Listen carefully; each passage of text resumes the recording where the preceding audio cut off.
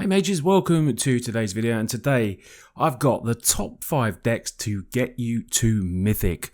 So I've looked at the most recent decks and decks with the highest stats for get you there, decks that just perform really well and that can really grind you to get to that Mythic rank. Now we've just started the new season.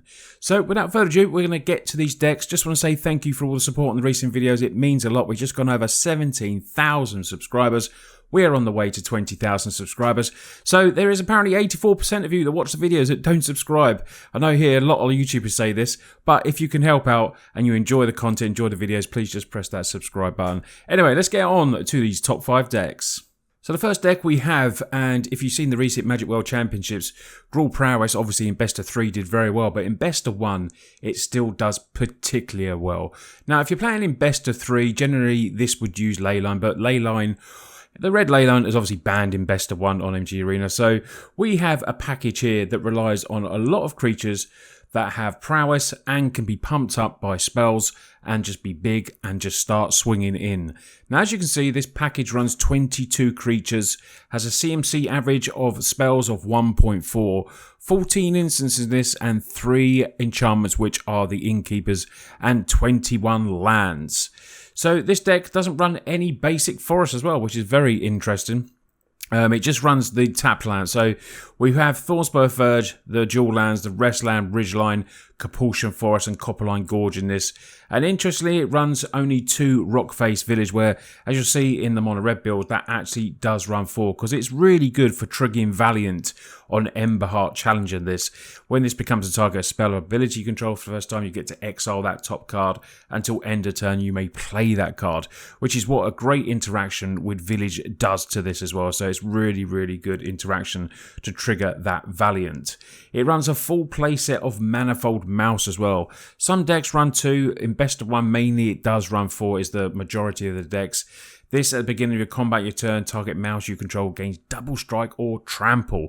So even when sometimes you don't have those pump spells, even better if you do have the pump spells in this, it will then give it double strike or trample to get over to that damage and get to the, get your opponent down in life as quickly as possible.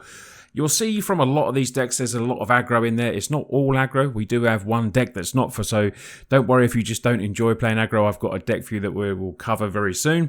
But this deck is very, very consistent, like all of these, pushing, the 60% marks, between 55 and 60, which is what you need to grind up and just get to that Mythic. And hopefully, these decks are great as well, I will say, if you've got limited time to play, because if you want to just get, just ram loads of matches in, these early decks like Gruul Prowess, Mono Red, they really do, let you play Magic and play a lot of games. Quick wins, sometimes quick losses as well. So the package of Heartfire Hero is in there, building this up. And no Callus, obviously, in this one. Some decks do run it because they don't play play it for the creature, they just play it for the sling spell. But more in this is what you're running is the Questing Druid and Innkeeper's Talent package. Druid, you can exile with Seek the Beast, top 2 cards. Play those cards as well, so you have a way to go through your deck a bit as well. And then whenever you cast a white, blue, black or red spell, you get to put a 1/1 counter on it. Obviously it's just going to trigger with the red, but not like Prowess, but it adds counters, so it's like pseudo Prowess, where Prowess will lose those 1/1s. This will keep it. Same Slick Shot, one of the best cards in there for flying over that evasion, and a massive pump with each non-creature spell. +2, +0, and of course you're always going to see Monastery Swift Spear in here. So if you have a look at the pump spells and everything you need in here, you have removal as well, so you've got shock to do damage, maybe take away a little creature, or just do extra damage and trigger all your prowess. Monstrous Rage, great. This gives a creature +1/1 and trample, and just for 1 single mana as well. And then for the end of turn, it gets +2/0 as well. You can target a mice with this and potentially draw a card and get +1/0 if you control that mice as well. So a great little 1 mana pump spell. And then a little bit of protection in Snakeskin Veil, the 1/1 counter on it, and then it will gain hexproof from all the mass removal that is in standard, as we well know. Land base, I've already spoke about, very simple. It is a good aggro creature and enough to get round removal with 22 creatures in there. Remember as well that the Manifeld Mouse has offspring, so you could potentially get 2 of these on the field and make a 1/1 copy, which is really sweet. So not dead late game. Although to be honest, you know, this card is never dead because it can even just trigger itself as well, which is really, really cool. Gruul Prowess, very nice deck. Let's get on to the next one. So I spoke about it, and this is Mono Red Aggro. And this build, like I said, runs 4 Rock Face Village because it really does want, the village does want to target your Ember Heart Challenger to get those triggers going. Really 2 important cards for this deck which make this deck different and make it super powerful and good in the meta for me as well. One is Hired Claw. This is just an absolute beater. 2 of these on the field, get you in that trigger of the damage is just so good. You're getting 2 damage every time. If these are 2 on there and they're attacking, you're getting 3, 4, and then you can just put the 1/1 counters it by paying the 2 mana as well. This is a creature that sometimes gets left alone by players that don't know how good this is. They will always target a Heartfire hero. So for me, generally when I play this deck, I will play the hero first. Although we know that's good, we know that Hired Claw, you know, is potentially might be left alone and they don't see the actual power of this card. Now, one they will see the power of is Screaming Nemesis, but this card, a 4 of in this deck, is great because the important part, if a player is dealt damage this way, when this is dealt damage, it can stop them gaining life for the rest of the game. So when the cards like Sheoldredge are coming in there, or Annex, and they're getting back into the games with demons and, you know, Naughty Sheoldredge and stuff like that, they put their big Archfiends of Dross in, and they just don't want to be blocking this because it just stops their life gain when you've already got them down. You've also got a burn package in this, so you've got 4 shock and you've got 4 lightning strikes, so you've got the ability to just keep pecking away even if your creatures do get killed. But I do love the inclusion of 4 Screaming Nemesis in this, and it has haste as well, so hasty creatures coming down is just going to be good. Monastery Swiftspear, we got the Challenger as well.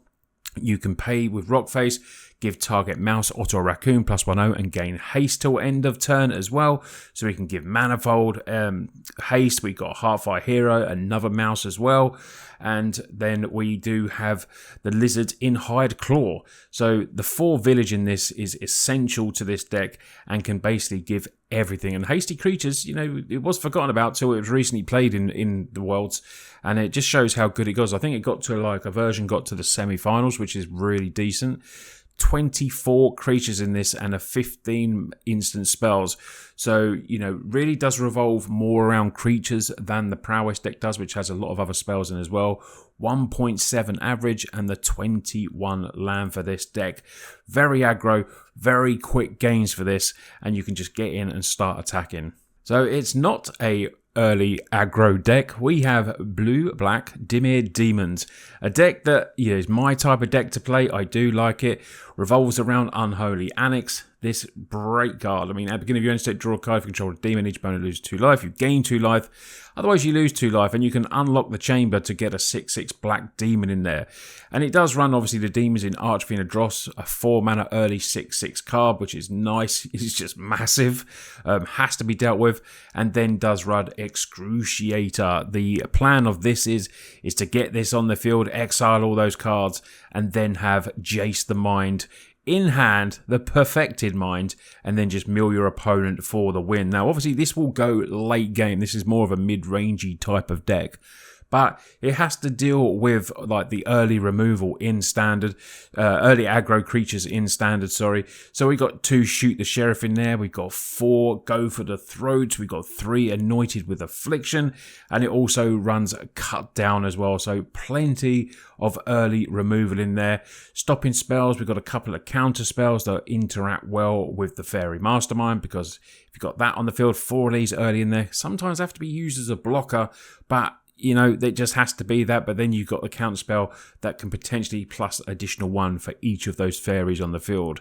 Attacking the hand, taking away those spells early from the aggro decks, taking away your monstrous rages, anything that's pumping or something like that.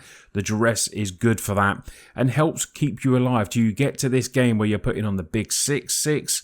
But I did speak about the Screaming Nemesis is great tech against these sort of decks, but this deck still can have its day and you still will be able to grind it. You've got to have, we like a standard where it's not just going to be all aggro. So there are some mid-rangey decks that can do well in best of one. More so, obviously, in best of 3 it can happen, but also in best of 1. It runs 4 Restless Reef as well, so that can turn into a good creature. But if those early decks don't win early, generally this deck will just take over, and you do have Bronco as well to go and get you to cast, but it will lose life. So while I would say this deck will grind you as much, in lower percentages than the other two, to be fair, in best of 1, I still think this is a good deck to grind if you don't want to play some aggro. And there's more aggro, it's Mardu Aggro, but these are the best decks to get you to Mythic. So if it has to be aggro and you want to get there, these are the decks to do it. So the last 2 decks is Mardu Aggro, and the last deck is very similar to this, but slightly different.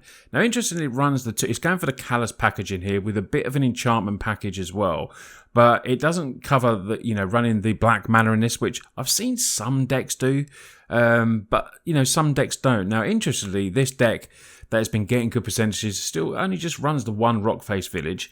It's still got, the mouse, Ember Challenger, and it's got Manifold Mouse and Heartfire Hero as well. So I was interested to see that, this is still putting really good stats in, but I would be tempted to maybe put 1 or 2 more in. I just think it's, really good. Possibly, it's still got 20 creatures in there. So it's still a fair amount of creatures for that to cast them. But I would maybe up that 1 more, at least 1 more, because the trigger, like I said, on Valiant is really good to help go through your deck. And then, as you can see, there's a lot of crossovers with a lot of these decks, so you might be able to put together more than 1 if you're a new beginner player and you're going into some of these. And as you can see, the top cards in Standard at the moment, Ember Challenger, Manifold Mouse, Slickshot, are just all there in best of 1 to see Heartfire. But then you're using the package of enchantments as well to mixture in with that. Ethereal Armor in there, great. And then Protection with Shardmaid's Rescue, and just one of the best uncommons printed for me in recent Standards, Sheltered by Ghosts. There's already people calling for this to be banned, which is just hilarious to me. It's just so good. Put it on, it's removal, then the creature gets +1/0, lifelink and ward 2 for 2 mana for an uncommon. It's a crazy, crazy card. More enchantment and top, Trample with Ruckus. You can play this for the plot, of course, and plot the show off. This is just a really good aggro deck. Land base, few basics, 1 village, like I said, but then because we're 2 colours, the Forge and the Vantage will come in doing this job for the, sort of minimal white spells, but the white spells this deck does add in Mardu. It's interesting it's called Mardu, because it's got a black spell, but it doesn't actually play the black spell. So really it's Boros with with a black card. But it's still a very, very consistent deck. But if we're talking of consistent decks now, we are going to get to the last deck. And the last deck is the Boros Enchantment deck. It's an absolutely brilliant deck. Yet again, a lot of the same crossover cards. There's just different mixtures. So hopefully if you're building a deck, so you're missing some cards, but you have some of the others, you will be able to build one of these decks, because there's, like I said, apart from the Blue-Black Demons, there's a lot of crossover. This one, same sort of packages as well. Now, I'd love to know in the comments what you think of Standard at the moment. Just, going off on a sidetrack, it is very aggro. Obviously, it's best of 1. Maybe aggro is just always going to be that way. We have so much removal and so much haste in that. But I'd love to know what you think of it. I do enjoy Standard. Sometimes it gets very frustrating, I'm not going to say. But that's why I like a lot of these decks. I can just switch between them. Go and just play something slightly different and then try and rank up if I'm going on a bad run of playing, a certain deck, even though it might have been winning before. There is a lot of stock in taking just maybe swapping your deck. A lot of people will say just stick with the same deck all the time. But if you're on a massive losing streak, it is good sometimes just to, freshen it up a bit, play something different, and just, not try to get so frustrated with the game, because it certainly can be that way. But back on to this deck. Optimizer Scavenger, great turn 1 play. The enchantment comes in, then you start putting +1/1 counters on creatures, building them up. You can build up the Heartfire Hero, of course, if you want to, because when this dies, it will deal damage, which is really good as well. Pumping it up, maybe if it's going to die as well, is an actual thing. Atali's Flavour, just in there as a tool, but a sweet card. Enchant Creature Goal enters, you get to discover 3. Now, discovering 3 is very easy in this deck because look at the CMC average in this. It's 1.6, 16 creatures, but it's got 20 enchantments, which makes it different to, to the other deck. Still, great creatures to build up, triggering your Valiant with Challenger, getting the double strike and everything. I bit the bullet. I didn't, for some reason, all the packs I opened, I never pulled Manifold Mouth, so I've bit it because so many of these decks, and I'm going to go between them and see which ones, for me, is the best one for me to play personally and to suit my play style. So it gives me the opportunity now to play all these decks and then just give them a try. But yeah, basically, this is what I want you to do. Give these decks a try and let me know how far you get with which ones you do in the comments below. The deck list will all be below. And yeah, I hope you've enjoyed today's video. I just wanted to cover the current, for me, the top 5 decks to get you to Mythic. And I'd love, I just really want to hear those stories down below of how far you get now this new season has started. If you want to support me just a bit extra further rather than liking and commenting on the video and watching to the end now, you're legends. I do have a Patreon. You can go and check that out down below and become one of them. Shout out to my sponsors, Cardmarket. If you want to get any of these cards in paper, go and check them out. Build these decks. When I transfer all my decks to Moxfield, you will see overall price there. It's usually in euros, so you can just obviously convert my American friends or outside of Europe friends that do watch this. Cardmarket is just based in Europe, so unfortunately you can't use that, unfortunately, but everyone else can as well. Anyway, thanks a lot for watching today's video. You lot take care, and I'll see you on the next one.